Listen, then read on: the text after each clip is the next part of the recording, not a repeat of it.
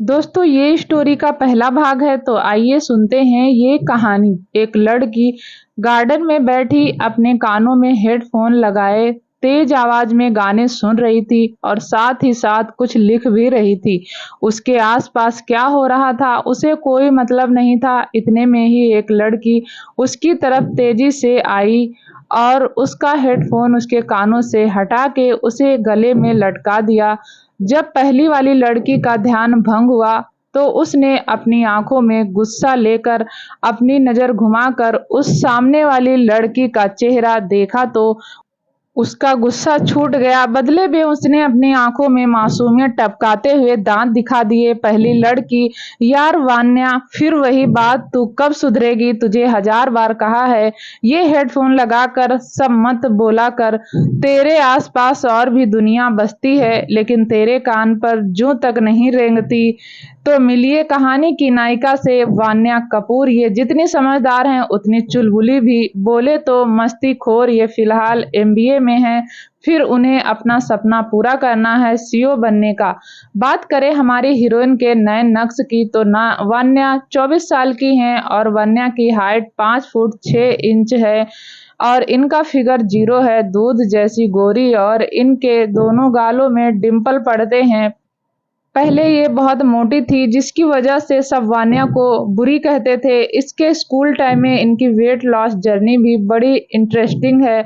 वान्या ने बड़े प्यार से कहा, कृति तुझे तो पता ही है मैं म्यूजिक के बिना नहीं रह सकती और लिखना मुझे सुकून देता है, इसलिए मैं ये दोनों काम साथ करती हूँ। कृति ने अपने सर पर हाथ रखते हुए आगे कहा, हो गया तेरा। थू कहती नहीं है क्या? नए नए बहाने ढूंढ कर तेरा ये रोज का है, सुबह सुबह अपनी ही दुनिया में गुम हो जाना। और फिर कृति के कहने से पहले ही वान्या बोल पड़ी, बहाने मारना कहकर खिलखिलाकर हंस दी। फिर वान्या ने आगे कहा, अच्छा अब बस कर, ये बता मुझे क्यों ढूंढ रही थी? तेरा तो प्रैक्टिकल है और पढ़ने की बजाय यहाँ क्यों मुझे ढूंढ रही है? ये सब कहते हुए वान्या अपने आप को और अपने कपड़ों को ठीक कर रही थी क्योंकि कृति लगातार उसे घूरे जा रही थी जिसे वह असहज हो रही थी। कृति ने आंखें बड़ी बड़ी करते हुए कहा, तुझे नहीं पता क्या हुआ? तो वान्या ने अपनी गर्दन ना में हिला दी। कृति लगभग उस पर भड़कते हुए बोली, तेरे रॉक स्टार को तेरी जरूरत है, इसलिए मैं अपनी पढ़ाई छोड़कर तुझे आवाज दी। अभी कृति की बात पूरी भी नहीं हुई थी कि वान्या अपना सामान बैग में रखते हुए हड़बड़ी में बोली, पहले नहीं बोल सकती थी?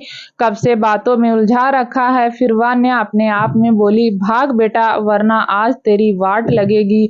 बोलती हुई बैग पैक कर भागने लगी कि कृति ने उसे लपक कर पकड़ा। शांत मेरी गदाधारी भीम, शांत हो जा। वान्या थोड़ा परेशान होती हुई बोली, यार तू शांत होने को कह रही है, वह मेरे रॉक स्टार की शादी हो जाएगी 2-3 लड़कियों से।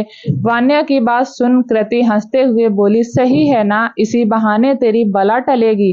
और ये बता तू करनाल जा रही है ना? ये लाइन और करनाल का सुनकर वान्या को एक फ्लैशबैक हिट हुआ। एक लड़के की आवाज, तू मेरी वो बला है जिसे मैं कभी खुद से दूर जाने नहीं दूंगा।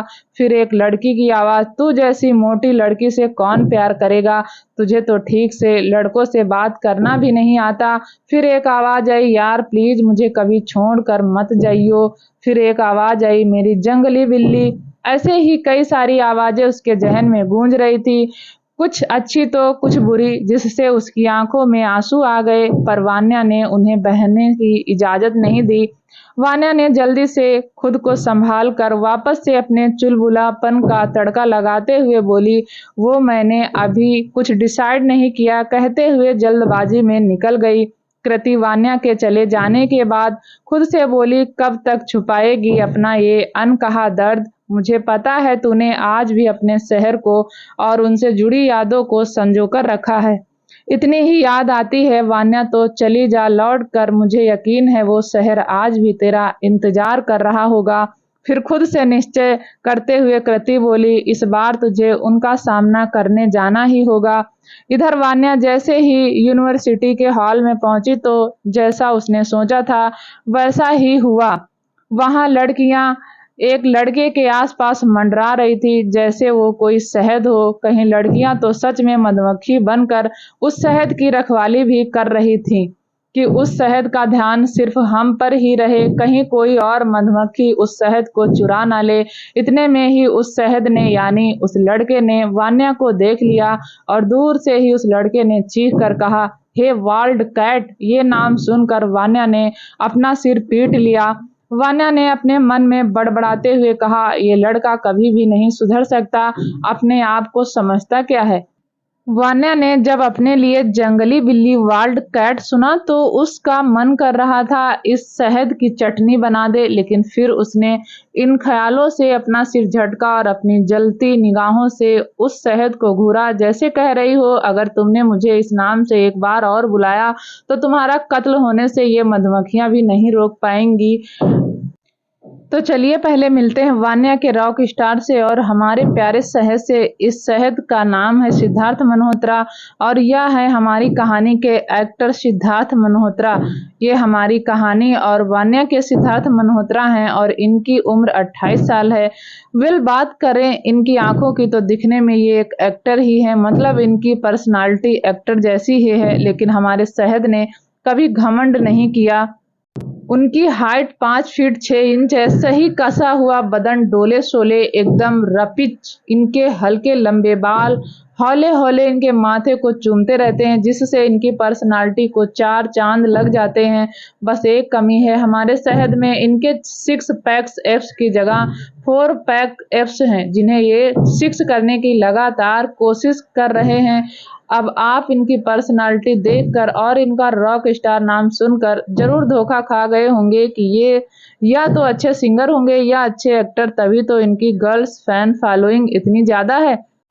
पर आप सबका गेस गलत है, ये डॉक्टर बनना चाहते हैं। हमारे शहद कार्डियोलॉजिस्ट की पढ़ाई कर रहे हैं, बोले तो हार्ट स्पेशलिस्ट।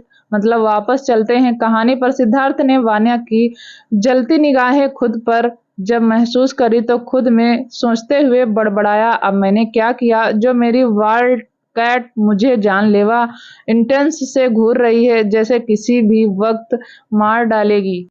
फिर उसने ज्यादा ना सोचते हुए कहा, घूरना तो मुझे चाहिए, ये सब सुबह नहीं आई मुझसे मिलने, इसलिए मुझे आना पड़ा और फिर मैं यहाँ फंस गया। फिर हमारे शहद ने डबल घूरा, वान्या को जैसे कह रहा हो, ये सब मधुमक्खियां तुम्हारी वजह से आई हैं, अब इन्हें भगाओगी भी तुम ही। वान्या ने जैसे ही उसकी मन की बात जान ली हो, इसलिए वो तुरंत भागी उसकी तरफ और भीड़ में घुसकर लगातार कोशिश करते हुए पहुंच गई अपने रॉक स्टार के पास। सिद्धार्थ से आगे पहुंचकर वान्या ने भारी मगर शांत आवाज में सभी लड़कियों को देखते हुए कहा, आप सब जिस जगह खड़ी हैं वहां से 3-3 कदम पीछे की ओर हो जाइए। अगर किसी ने मेरा कहा ना माना तो इसका अंजाम आप लोगों को अपनी फाइनल मार्क शीट में बहुत अच्छे से दिख जाएगा। सभी ने वैसा ही किया जैसा वान्या ने कहा था। सभी लड़कियां 3 कदम पीछे हो गई। जहां कुछ देर पहले हॉल में एक झुंड दिख रहा था, वहीं अब हॉल भरा भरा लग रहा था।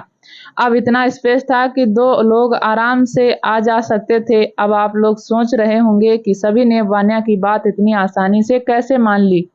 वान्या अपने डिपार्टमेंट की हेड है, जिसकी वजह से सभी के रिकॉर्ड उसके पास होते थे, जिसका फायदा वान्या सिर्फ सिद्धार्थ की बात पर या अपना काम निकलवाने के लिए उठाती थी। पूरा कॉलेज जानता था वान्या और सिद्धार्थ एक दूसरे के लिए क्या हैं। सिद्धार्थ की पहचान हर कोई जानता था, जिसकी वजह से कोई भी प्रोफेसर कुछ भी नहीं कहता था जब तक कोई बड़ी बात ना हो। दरअसल काफी टाइम से ऐसा होता आया था, जब भी सिद्धार्थ आता था वान्या से मिलने, ये भीड़ ऐसे ही लगती थी।